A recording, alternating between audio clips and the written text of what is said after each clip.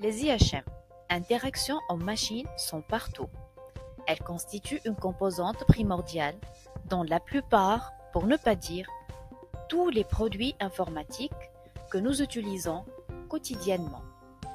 Aussi bien applications sur bureau que sites web pour faciliter leur utilisation par n'importe quel utilisateur, novice ou expert. Parmi les mauvaises pratiques des développeurs, c'est qu'ils se concentrent uniquement sur les fonctionnalités du produit informatique et laissent le traitement de l'interface en dernier, considérant l'IHM comme le côté cosmétique du produit, alors que, pour les utilisateurs, le produit, c'est l'IHM. C'est elle qui joindra l'utilité à l'utilisabilité. L'IHM est l'ensemble des moyens, matériels et logiciels mis en œuvre afin de concevoir des produits ergonomiques, conviviaux, interactifs et efficaces. Dans le cas contraire, une mauvaise IHM risque le rejet pur et simple du produit par les utilisateurs, un coût élevé d'apprentissage et de formation des utilisateurs pour qu'ils puissent utiliser le produit, perte de productivité à cause des hésitations et des coups d'œil fréquents à la documentation du produit, coût de maintenance pour faire évoluer l'IHM et perte de crédibilité à cause de l'insatisfaction des clients. Ainsi, la maîtrise des IHM est devenue un atout pour pouvoir profiter des avantages qu'elle offre. Et c'est dans cette logique que je propose ce cours en ligne intitulé IHM. Ce cours s'adresse à un large public cible, particulièrement les étudiants universitaires en formation licence ou ingénieurs. Quelques prérequis basiques en hypertexte, web et conception GL aideront l'apprenant à suivre ce cours plus aisément.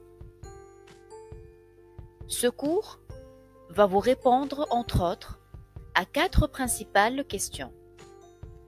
La première est comment concevoir vos IHM. La conception de l'interaction représente plus de 50% du coût de développement et son code peut représenter 80% du code d'une application.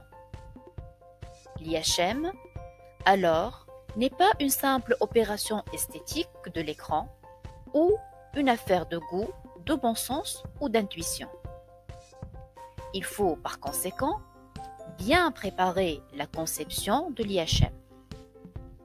Dans ce cadre, ce cours permettra à l'apprenant à énumérer les différentes méthodologies de conception, de distinguer celle la plus appropriée au contexte des IHM, de saisir l'importance de la conception centrée sur l'utilisateur dans le processus de conception des interfaces et d'acquérir les étapes de conception, en particulier celle d'analyse des tâches, qui permet de respecter les besoins de l'utilisateur en termes de convivialité, ergonomie et interactivité.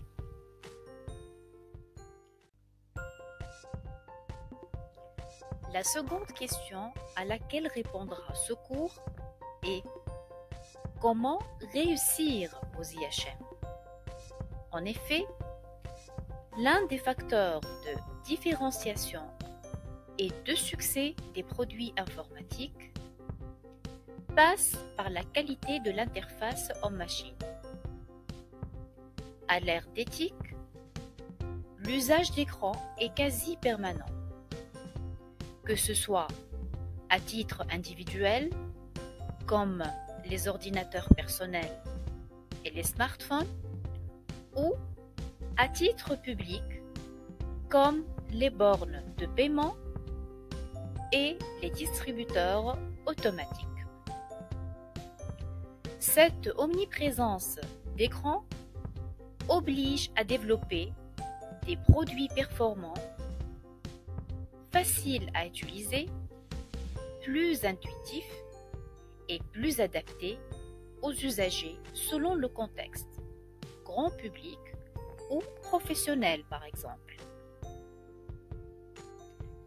À l'issue de ce cours, vous serez en mesure de construire correctement une interface homme-machine, et ce, en maîtrisant les différents concepts et critères ergonomiques qui vont déterminer l'utilisabilité de l'interface. L'étape triviale succédant le développement de l'IHM est l'évaluation. Et c'est d'ailleurs le sujet de la troisième question à laquelle répond ce cours. Comment évaluer vos IHM? En fait, l'évaluation est une phase primordiale pour vérifier et valider notre système interactif. Il est dit vérifier s'il correspond aux spécifications issues de l'analyse des tâches, tout en respectant les critères ergonomiques reconnus. En d'autres termes, il s'agit de vérifier si le produit développé est efficace pour voir si le résultat prévu est atteint ou non, efficient pour vérifier si le résultat est atteint avec le minimum de ressources, fiable avec pas ou peu d'erreurs d'utilisation, facile à utiliser, à apprendre, à s'approprier et à maintenir. Dans ce contexte, vous saurez quoi évaluer, quand évaluer et comment évaluer pour obtenir des interfaces ergonomiquement valides. La dernière question à laquelle répond ce cours est: quelles sont les modalités IHM?